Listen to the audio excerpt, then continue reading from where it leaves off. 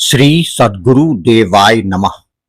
भाइयों बहनों, सद्गुरु भगवान की अनुकंपा से यह तीसरा चैनल शुरू कर रहा हूं, बैकुंठ धाम के अमृत फल। इस चैनल में सद्गुरु भगवान के उपदेशों के बारे में बताऊंगा, जिसको जीवन में उतारकर हम अपना भला कर सकते हैं। यही नहीं, आप इसको सुनकर अपने अंदर उठने वाले कई सवालों के जवाब स्वतः ही प्राप्त कर सकते हैं। उससे पहले यदि आप सद्गुरु भगवान परमहंस श्री राम मंगलदास जी महाराज के बारे में जानना चाहते हैं तो गोकुल भवन अयोध्या यूट्यूब चैनल के शुरुआती वीडियो देख लें, जिसमें आपको सद्गुरु भगवान का पूरा जीवन परिचय मिल जाएगा।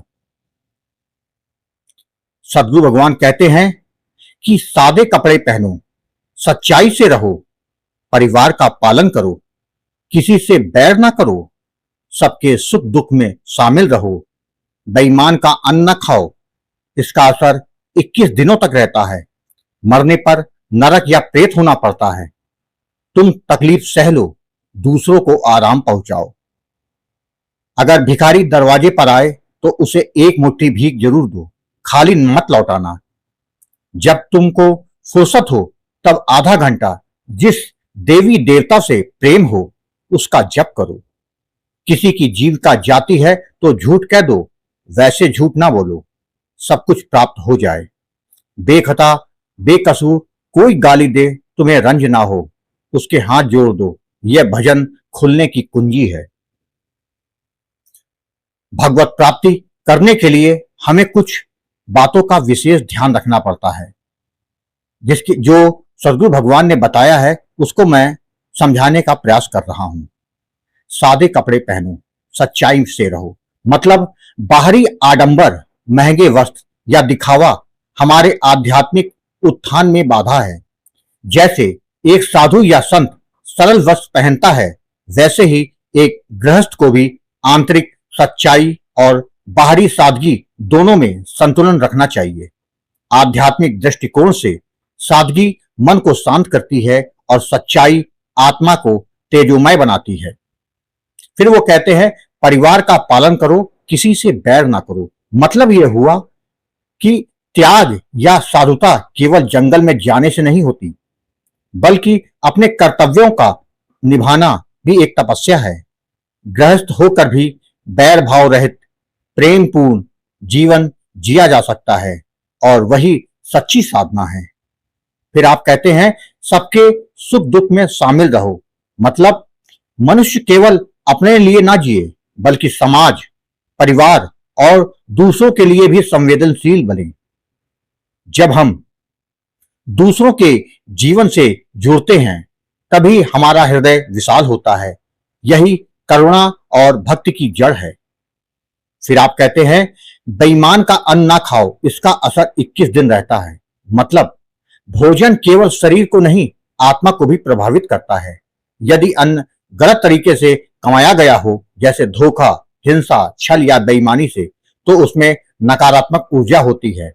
यह अन्न खाने से मन में उदासी, क्रोध, भ्रम, आलस्य आ सकता है और साधना में ये सभी बहुत बड़ी रुकावटें हैं। फिर आप कहते हैं तुम तकलीफ सह लो, दूसरों को आराम पहुंचाओ। यहां आप कहना चाहते हैं कि यह सेवा और त्याग का आदर्श है। असली तपस्या वही है जहां पर हम दूसरों के लिए कुछ छोड़ सकें, समय, सुविधा, धन, आराम। जो दूसरों की भलाई में सुख पाता है वही सच्चा भक्त और महापुरुष होता है। फिर आप कहते हैं भिखारी दरवाजे पर आए उसे एक मुट्ठी भीख जरूर दो। मतलब दया और दान हमारे धर्म के दो मुख्य आधार हैं। जब कोई भूखा या असहाय आपके द्वार आए तो वह ईश्वर का रूप है। उसे प्रेम पूर्वक कुछ देना, चाहे मुट्ठी भर अनाज ही क्यों ना हो, वो भी भक्ति है। फिर आप कहते हैं जब हम तुमको फुर्सत हो आधा घंटा जिस देवी देवता से प्रेम हो उसका जाप करो। मतलब नाम जप मन को एकाग्र करता है, हृदय को निर्मल बनाता है और आत्मा को प्रभु से जोड़ता है। यह जरूरी नहीं हम कई देवी देवताओं की पूजा करें, जिस पर भी हमारा प्रेम और विश्वास और भाव हो उसका ध्यान करें।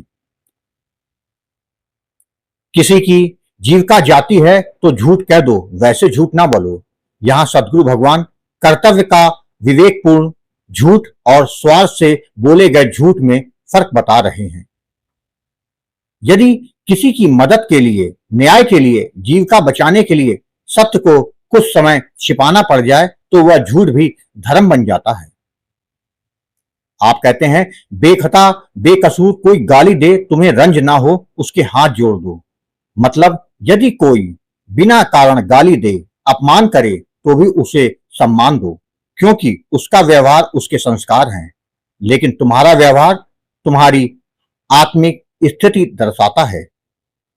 यह भजन खुलने की कुंजी है। इसका मतलब है कि केवल भजन गाना, माला करना या पूजा करना पर्याप्त नहीं। जब तक जीवन में यह सब आचरण में ना उतरे, यह शिक्षाएं द्वार खोलती हैं।